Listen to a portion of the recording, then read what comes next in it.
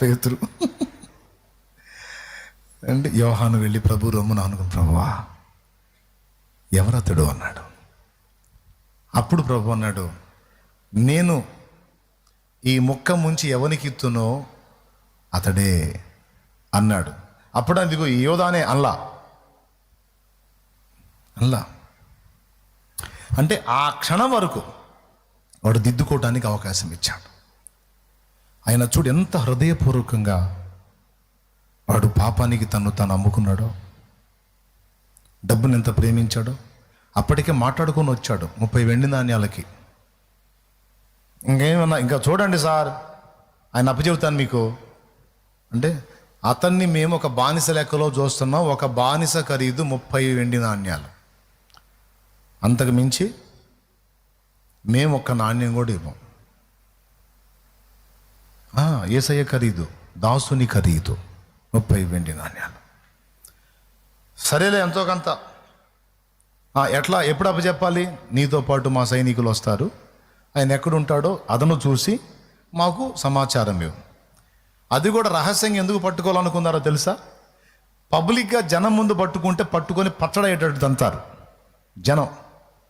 ఎందుకంటే వాళ్ళు ఆయన్ని మెస్సియాని నమ్ముతున్నారు, ఆయన బోధకు ఆశ్చర్యపడుతున్నారు, ఆయన కార్యాలు చూశారు. ప్రజల ముందు యేసును బంధించడానికి ప్రయత్నిస్తే ప్రజలు చంపేస్తారు సైనికుల్ని. అందుకని ప్రజలు లేకుండా ఆయన సింగిల్గా ఎక్కడ దొరుకుతాడో, ఒంటరిగా ఎక్కడ దొరుకుతాడో అది చూసి మాకు చెబితే మేము బంధించుకుంటాం. దానికి నీకు 30 వెండి నాణ్యాలు. అటు పనికిరాట్లా.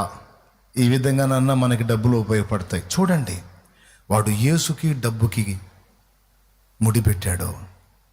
వాడి ముందు యేసు డబ్బు 2 నిలిచినాయి. యేసు కావాలా, డబ్బు కావాలంటే నాకు డబ్బే కావాలని కోరుకున్నాడు. యేసు వద్దనుకున్నాడు. యేసుతోనే ఉన్నాడు, కానీ వాడి హృదయంలో డబ్బు ఏలుబడి చేస్తుంది. సీమోను పేతురు డబ్బుతో ఉన్నప్పుడు యేసు పిలిచాడు. 2 దోణిలు మునిగే చేపలు ఉన్నప్పుడు, సీమోను నన్ను వెంబడించు, నిన్ను మనుషుల్ని పట్టు జాలరిగా చేస్తానంటే వాటిని వదిలేసి ప్రభువుని హత్తుకున్నాడు. సీమోను పేతురు గుండెల్లో యేసు ఉన్నాడు. సీమోను పేతురు యేసుతోనే ఉన్నాడు. ఇస్కరియోతు యోధా గుండెల్లో డబ్బుంది. ఇస్కరియోతు యోధా కూడా యేసుతోనే ఉన్నాడు. ఈరోజు దేవుని సంఘంలో కూర్చున్న మనం యేసుతోనే ఉన్నాం, ఆయన సన్నిధిలోనే ఉన్నాం. కానీ మన గుండెల్లో కూర్చుంది యేసా, లేకపోతే మనం ఆయన్ని గాక మరి దేన్నన్నా ప్రేమిస్తున్నామా?